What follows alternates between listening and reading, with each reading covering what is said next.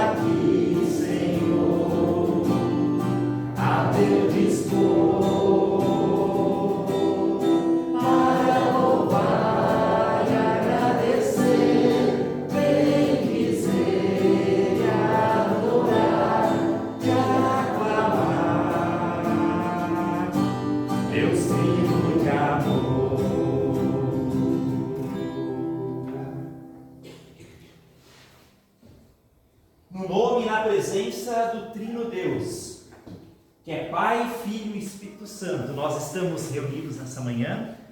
Que de fato o desejo do nosso coração seja de louvar, agradecer, bendizer e adorar aquele que é o Deus e Senhor das nossas vidas. É uma alegria muito grande ver a casa cheia, tanta gente. Eu gostaria de acolher vocês com as palavras bíblicas que são lema para essa semana que se inicia. Palavras da carta aos Hebreus, capítulo 11, versículo 1. Eu convido, como de costume, que a gente leia junto esse verso. Hebreus 11, 1. A fé é a certeza de que vamos receber as coisas que esperamos e a prova de que existem coisas que não podemos ver. A fé é a certeza de que vamos receber as coisas que esperamos e que existem, e a prova de que existem coisas que não podemos ver. Nós, como cristãos, como filhos de Deus, somos chamados a viver pela fé, a crer naquilo que de repente a gente não consegue explicar e não consegue provar para as pessoas, mas que nós temos certeza que existe, que é verdade, porque Deus prometeu, porque Deus assim falou. Viver por fé é viver na esperança da salvação que Jesus nos ofereceu, na certeza da vida eterna que Ele promete para aqueles que confiam no Seu nome, que a gente possa viver em fé e que a gente possa ser também fortalecido na nossa fé, nessa manhã, nesse tempo de culto que nós celebramos juntos. Eu convido a continuarmos então louvando a Deus, cantando o próximo hino. Quero louvar-te sempre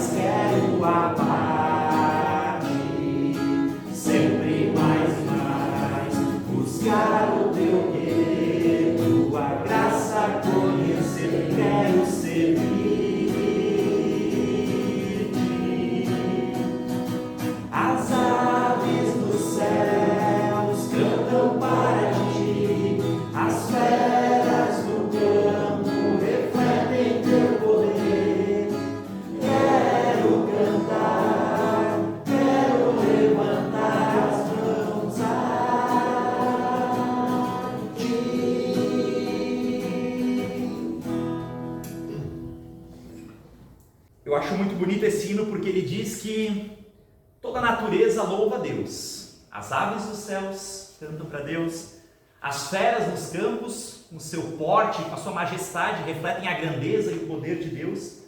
E nós também somos convidados com a nossa vida, com tudo que nós temos, com o nosso ser, a louvar e adorar o nosso Deus. Que a gente possa ter um tempo de verdadeiro louvor e adoração ao nosso Senhor. E eu convido a nós ficarmos em pé para a nossa também oração de confissão de pecados. Querido Deus, que alegria nós podermos nos encontrar aqui nessa manhã, como irmãos e irmãs, estando juntos na Tua presença, Senhor, do nosso Pai Celestial. Nesse Dia dos Pais, que bom que nós podemos olhar para Ti como modelo de Pai, Senhor, na nossa vida. Um Pai que nos ama acima de tudo, que nos aceita, nos perdoa e nos acolhe, Senhor. Que olhando para Ti nós também possamos ser bons pais, boas mães, bons filhos, Senhor, inspirados no Teu modelo, naquilo que nós recebemos de Ti, Senhor, que a gente também possa refletir isso nos nossos relacionamentos. Nos perdoa, Senhor, porque nós não fazemos isso costumeiramente, Senhor.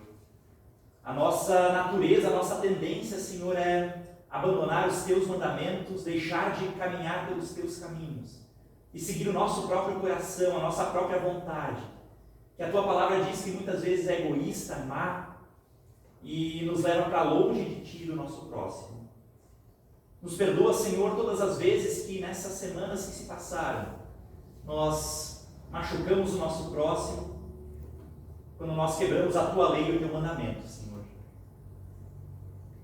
Nos dá a certeza do Teu perdão e da Tua salvação em Cristo Jesus. E nos presenteia, Senhor, com um coração sensível, que é capaz de reconhecer a Tua voz e seguir a Tua vontade. Nós Te pedimos por essa celebração, por esse culto, que a gente possa celebrar com alegria, na certeza da Tua presença entre cada um de nós. Cuida, Senhor, daqueles que fazem parte da nossa família de fé, da nossa comunidade, e não puderam estar, por um motivo ou por outro, aqui presentes, que a Tua bênção possa também estar com eles nos seus lares, Senhor.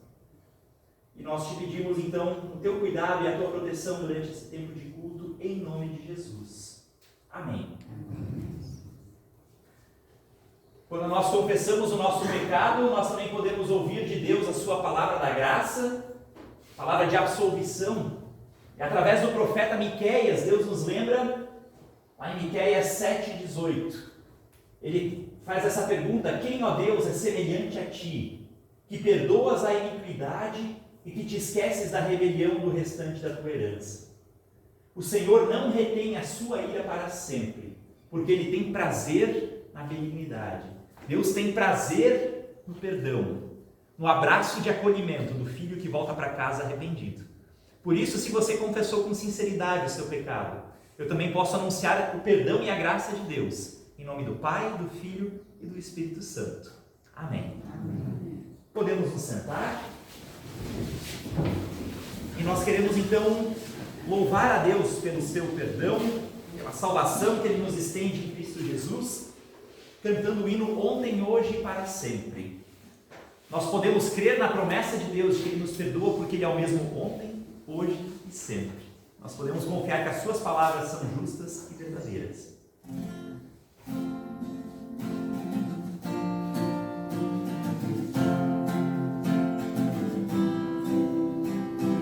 Ontem, hoje, para sempre, Cristo é meu Senhor.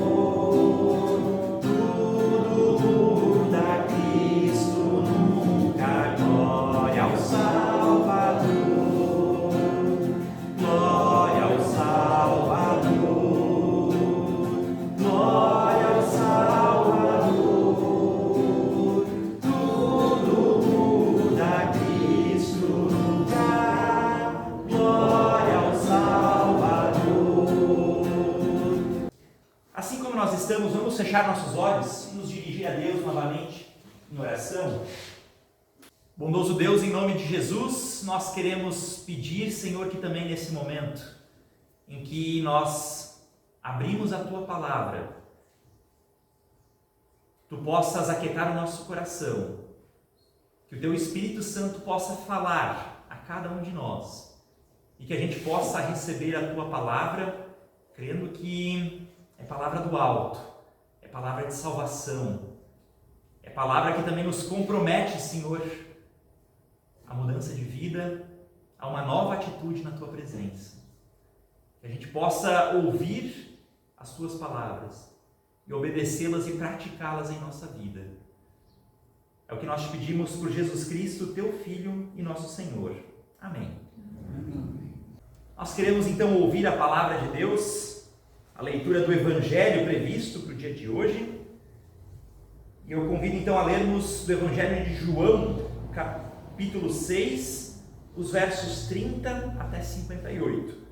Texto um pouquinho comprido, mas ele está projetado, ele tem 4 slides. Você pode acompanhar o texto na projeção. E o título dele é Jesus, o Pão da Vida. É um diálogo de Jesus com alguns dos seguidores da multidão que seguia Jesus. Então lhe perguntaram: que sinal miraculoso mostrarás para que vejamos e creiamos em ti? O que farás? Os nossos antepassados comeram o maná no deserto. Como está escrito, ele lhes deu a comer pão dos céus. Declarou-lhes Jesus: digo-lhes a verdade, não foi Moisés quem lhes deu o pão do céu, mas é meu Pai quem lhes dá o verdadeiro pão do céu. Pois o pão de Deus é aquele que desceu do céu e que dá vida ao mundo. Disseram eles: Senhor, dá-nos sempre desse pão. Então Jesus declarou: eu sou o pão da vida. Aquele que vem a mim nunca terá fome, e aquele que crê em mim nunca terá sede. Mas como eu lhes disse, vocês me viram, mas ainda não creem. Todo aquele que o Pai me der virá a mim, e quem vier a mim eu jamais rejeitarei. Pois desci dos céus, não para fazer a minha vontade, mas para fazer a vontade daquele que me enviou. E essa é a vontade daquele que me enviou, que eu não perca nenhum dos que ele me deu, mas os ressuscite no último dia. Porque a vontade do meu Pai é que todo aquele que olhar para o Filho e crer nele tenha a vida eterna, e eu o ressuscitarei no último dia. Com isso, os judeus começaram a criticar Jesus, porque dissera: eu sou o pão que desceu do céu. Eles diziam: esse não é Jesus, filho de José? Nós não conhecemos o seu pai e a sua mãe? Como ele pode dizer: eu desci do céu? Respondeu Jesus: parem de me criticar. Ninguém pode vir a mim se o Pai que me enviou não o atrair, e eu o ressuscitarei no último dia. Está escrito nos profetas: todos serão ensinados por Deus. Todos os que ouvem o Pai e dele aprendem, vêm a mim. Ninguém viu o Pai a não ser aquele que vem de Deus. Somente ele viu o Pai.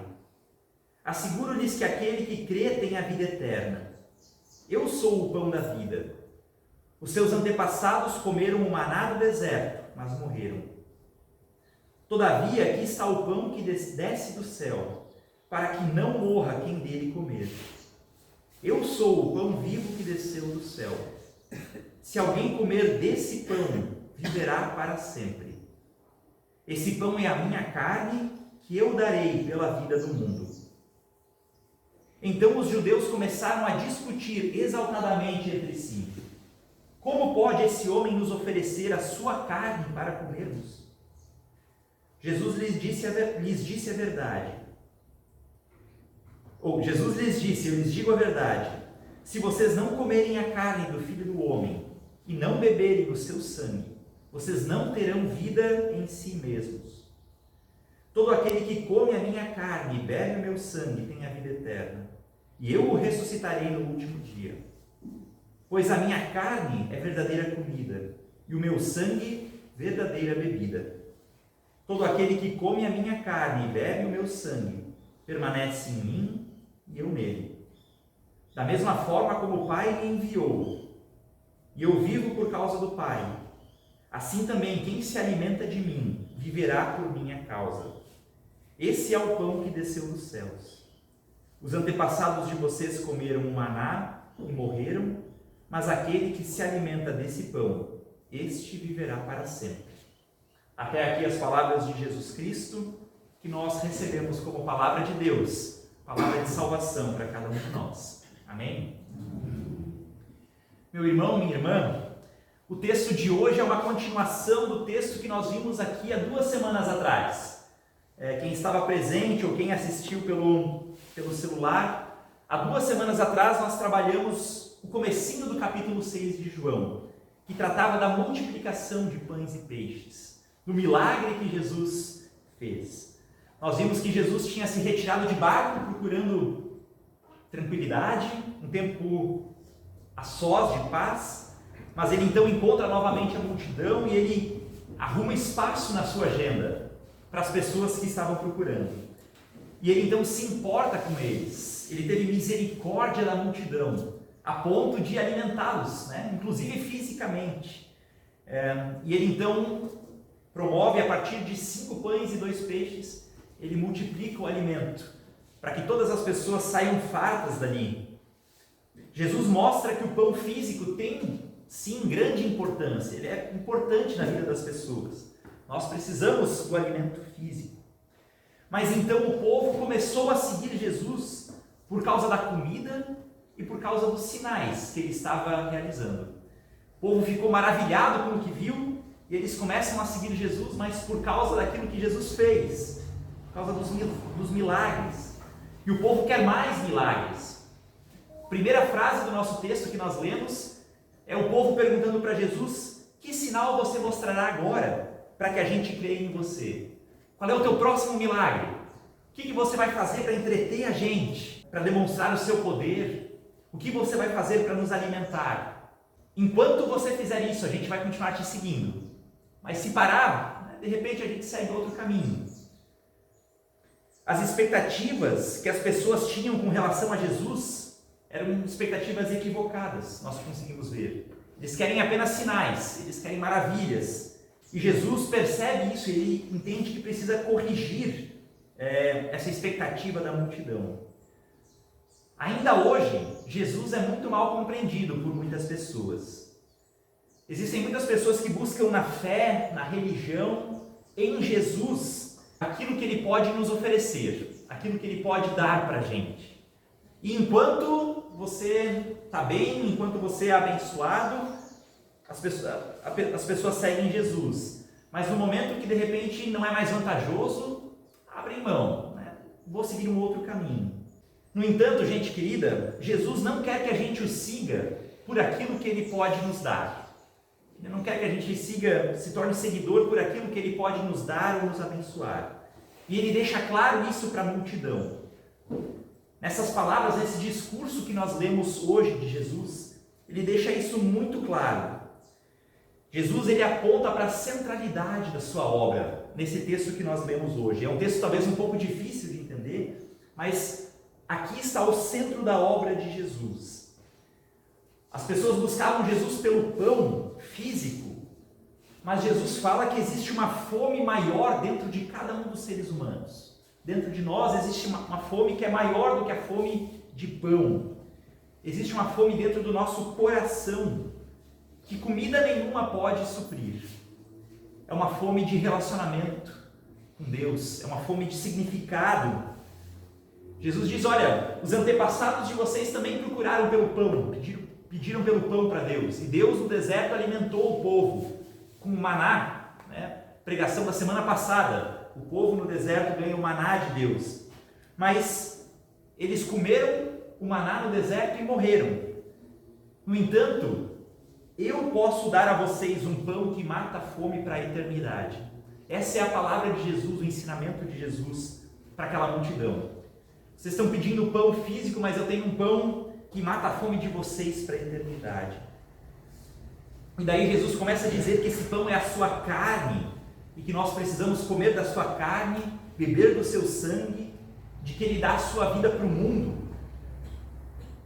São palavras talvez difíceis de entender, Mas Jesus aqui ele está falando sobre então o seu propósito. Ele está falando sobre uma doutrina cristã que é muito importante a gente entender, que é sobre a expiação. Jesus ele faz a expiação dos pecados da humanidade. E é uma palavra talvez também difícil, né? Expiação. A gente não usa ela no dia a dia no nosso vocabulário. Mas eu acho que tem uma expressão que vocês conhecem, bode expiatório. Isso vocês já ouviram falar, né? Eu quando era pequeno imaginava um bode expiatório como um animal com uma lupa ou com um binóculo espiando alguma coisa, né? Bode expiatório não tem a ver com o animal espiando alguma coisa, mas justamente com essa doutrina da expiação. E eu gostaria então de trabalhar ela com vocês nessa manhã. A Bíblia nos fala de que, lá em Colossenses capítulo 1, versículo 16, que nele, em Cristo, foram criadas todas as coisas, nos céus e sobre a terra, as coisas visíveis e invisíveis, sejam tronos, soberanias, principados ou potestades. Tudo foi criado por meio dele e para ele. Deus criou o ser humano. Deus criou o ser humano, foi criado por Deus, mas também para Deus, para um relacionamento com Deus. A fome que existe dentro do coração de cada um de nós é uma fome de Deus, é uma fome de comunhão com o Criador. Assim como a gasolina é o combustível que permite que um carro funcione, né? Seja gasolina, seja álcool, seja diesel, cada carro foi projetado para um tipo de combustível. Da mesma forma, o ser humano foi criado para viver num relacionamento com Deus. A gente pode dizer que o relacionamento com Deus é o combustível que dá vida ao ser humano. Nós somos criados para essa conexão com o nosso Criador. No entanto, a gente sabe, a palavra de Deus nos diz, que a rebeldia do ser humano causou nossa separação, nosso afastamento de Deus. A nossa busca por autonomia fez com que a gente achasse que a gente pode funcionar com qualquer outro combustível. E a gente parou de buscar a Deus. E a gente tem enchido o nosso coração, a nossa vida de tantas outras coisas, senão de Deus. E a gente sabe que um carro sem o combustível certo, adequado, daqui a pouco ele vai emperrar. Ele vai parar de funcionar de forma correta. E o ser humano, da mesma forma, quando nós nos desconectamos do nosso Criador, a máquina humana também vai começar a dar problema. Deus alertou para o ser humano que a consequência do pecado, a consequência do afastamento dele, seria a morte. Em Romanos 6:23, pode passar o próximo slide, Marcelo. Paulo nos lembra muito bem de que o salário do pecado é a morte, mas o dom gratuito de Deus é a vida eterna em Cristo Jesus, nosso Senhor. Deus havia avisado lá no início, olha, a separação de mim causa a morte. E o próximo versículo também, Hebreus capítulo 9, verso 22, de fato, segundo a lei, quase todas as coisas são purificadas com sangue, e sem derramamento de sangue não há perdão.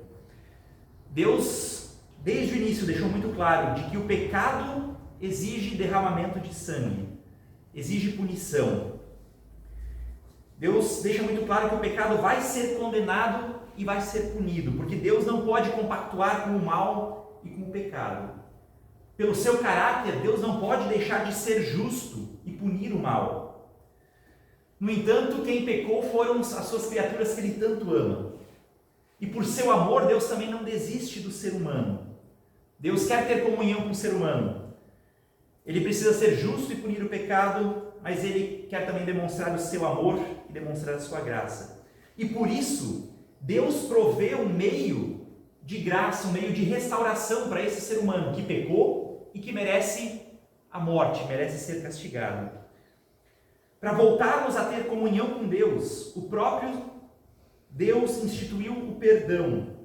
E Ele criou então uma forma para que o ser humano pudesse demonstrar o seu arrependimento.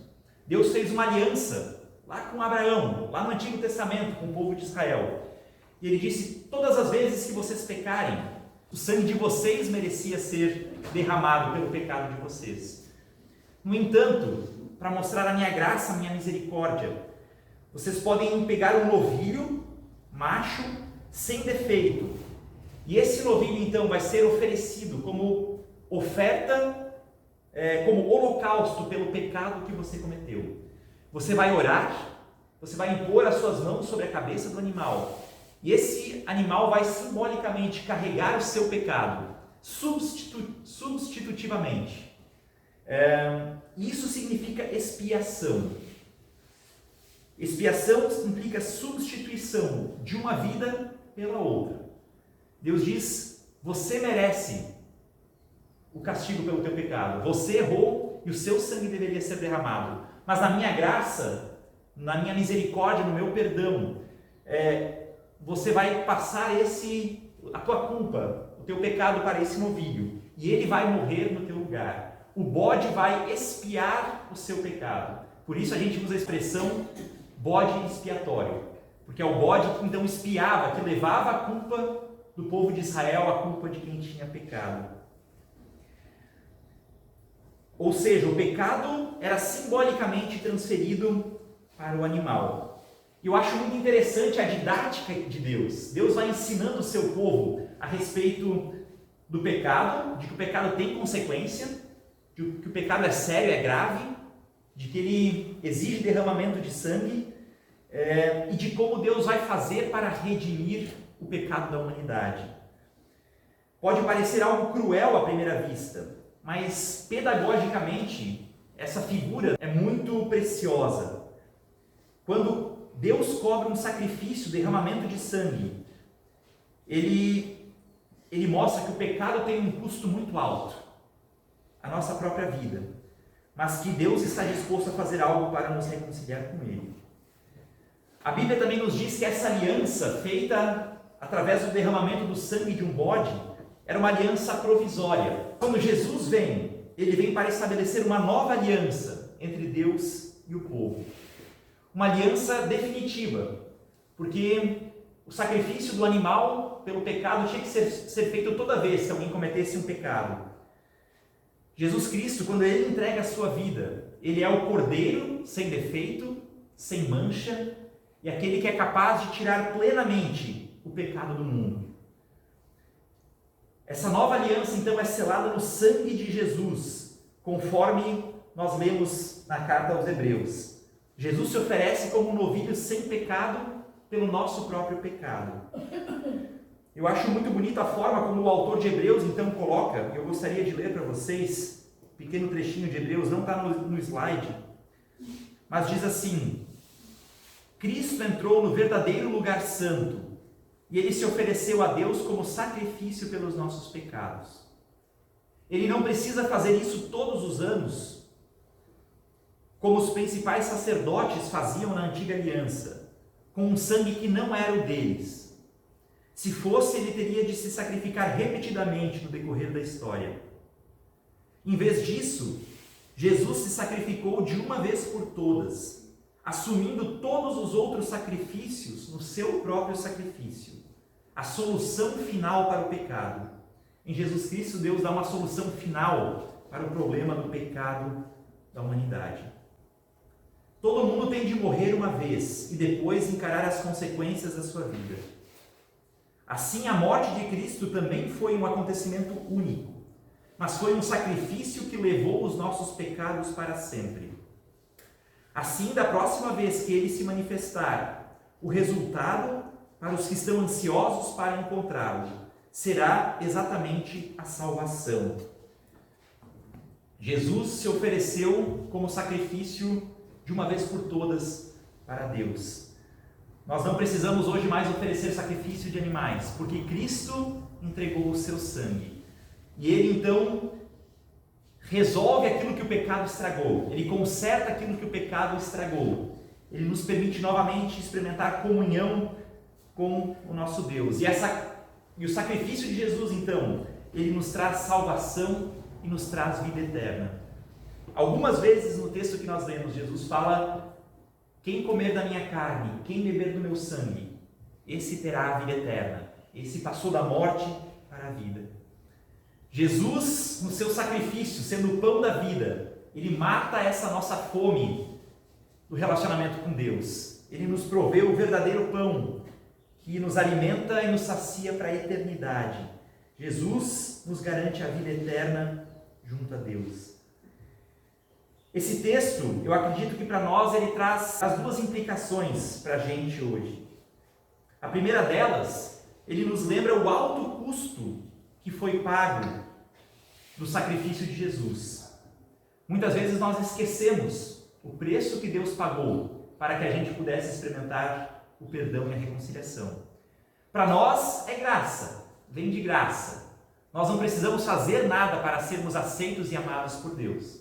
Deus nos amou em primeiro lugar e a gente precisa apenas aceitar, por isso é graça de Deus.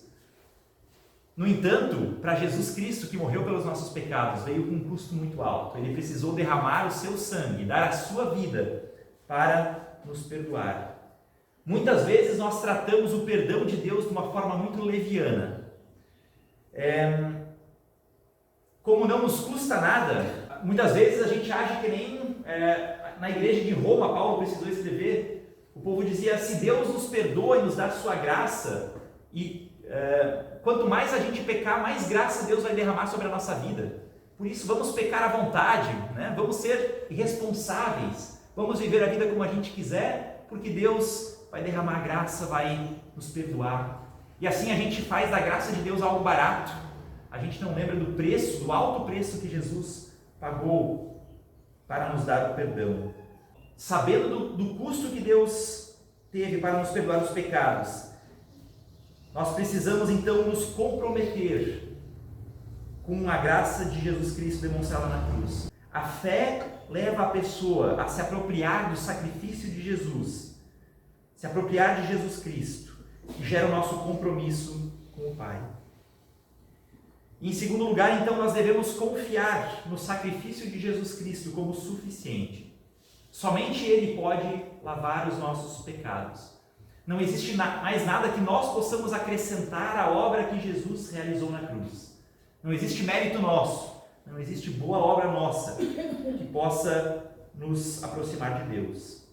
A nossa tendência é querer achar que nós merecemos a salvação e fazer algo por nós mesmos. Confiar nas nossas obras, mas Jesus Cristo deixa claro que é apenas mediante o seu sangue, a sua carne, partidos por nós na cruz, que nós somos reconciliados com o nosso Criador. Que a gente possa ouvir essas palavras de Jesus, que a gente possa ter a nossa fé e a nossa esperança renovados e fortalecidos no nosso Senhor e Salvador. Amém? Amém. Nós queremos então também ter um momento de oração e bênção para todos os pais que estão aqui na nossa comunidade. E a gente quer também entregar um pequeno agrado, um pequeno mimo, para os pais. Eu pediria que os pais então se levantassem, os pais presentes entre nós. Bondoso e amado Deus, nós te pedimos em humildade, Senhor, que Tu também estendas a Tua mão sobre todos os pais aqui presentes e que Tu os abençoes, Senhor. Abençoa e ajuda cada pai a ser amigo, companheiro, sempre presente na vida dos seus filhos, oferecendo consolo, proteção, estendendo a mão para ajudar e cuidar. Abençoa, Senhor, o pai que hoje recebe o abraço dos seus filhos, e abençoa também o pai que chora a ausência de um filho que partiu para os teus braços. Dá, Senhor, a esse o consolo da mansa saudade, e enxuga as lágrimas que vertem dos seus olhos. Estende, Senhor, as tuas mãos de amor sobre todos os pais, concedendo a eles o dom da paciência, compreensão, tranquilidade, ternura, justiça e fé. Que não lhes falte amor para que possam criar e cuidar dos seus filhos. E aos filhos e filhas cujos pais já partiram dessa vida temporal, dá fé na ressurreição para a vida eterna. E o entendimento de que os pais nunca vão embora, que fica em nós muito mais dos nossos pais do que nós podemos imaginar. Assim, Senhor, abençoa a todos os pais em Cristo Jesus. Amém. Então, convido a ficarmos em pé.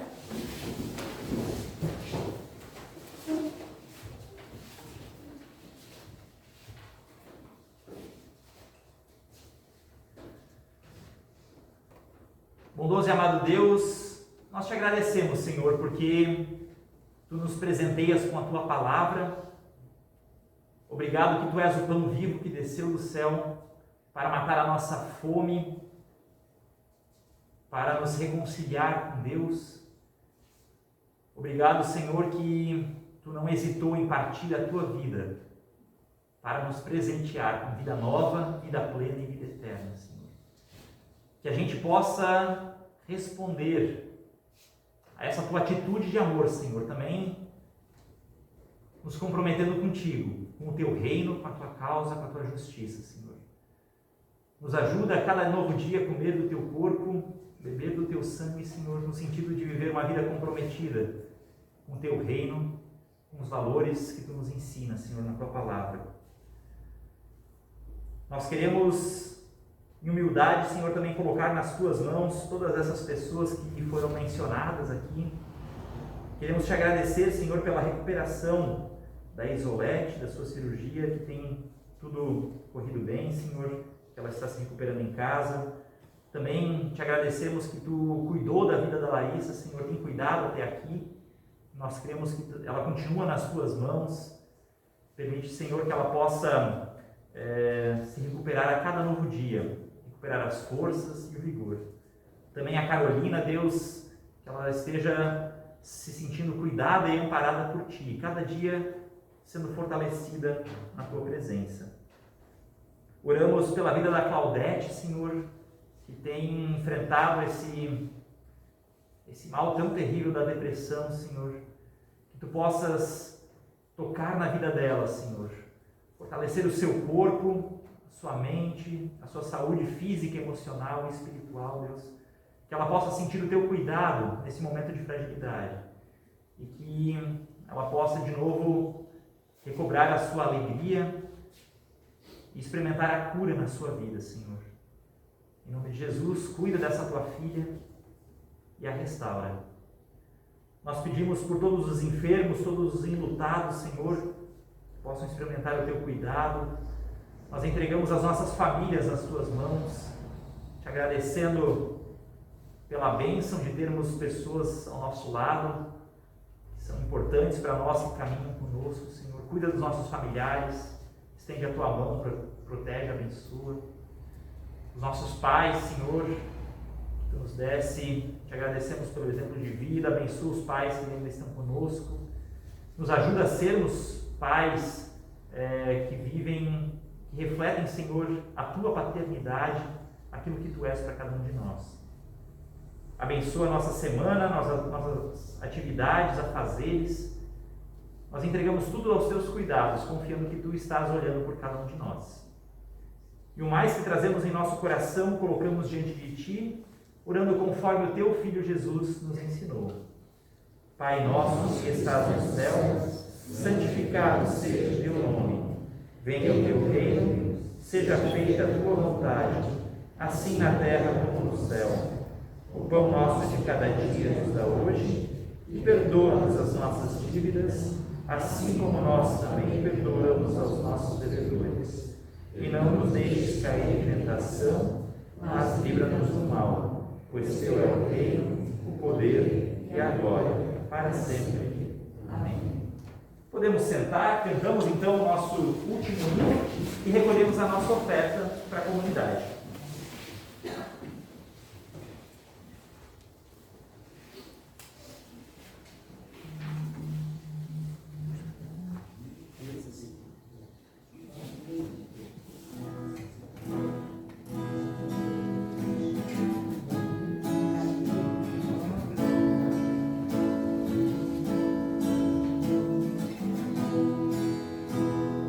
Bênçãos virão sobre ti, te alcançarão, quando ouvires a voz do Senhor. Todos os povos da terra te venderão, pelo nome do Senhor. Bendito serás ao entrares, bendito serás ao sair.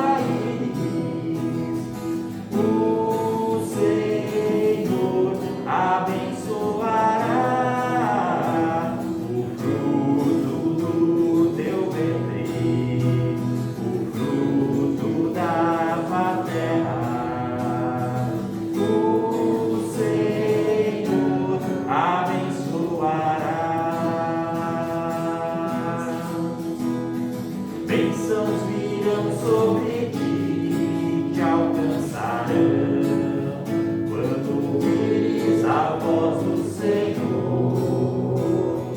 Todos os povos da terra te temerão, pelo nome do Senhor. Bendito serás ao entrar, bendito serás ao sair. O Senhor abençoará o fruto do teu ventre, o fruto da tua terra. O Senhor abençoará. Bendito serás ao entrar, bendito serás ao sair. O Senhor abençoará o fruto do teu ventre, o fruto da tua terra. O Senhor abençoará.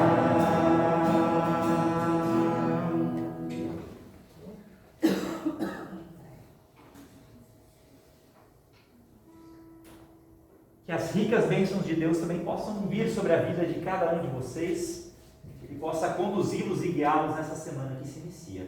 Vamos ficar em pé e receber a bênção de Deus?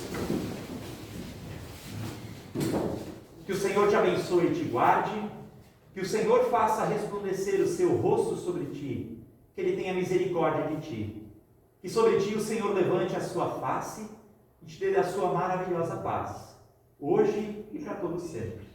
Em nome do Pai, do Filho e do Espírito Santo. Amém. Amém. Vamos em paz, sirvamos a Deus com alegria e uma abençoada semana para todos nós. Feliz Dia dos Pais.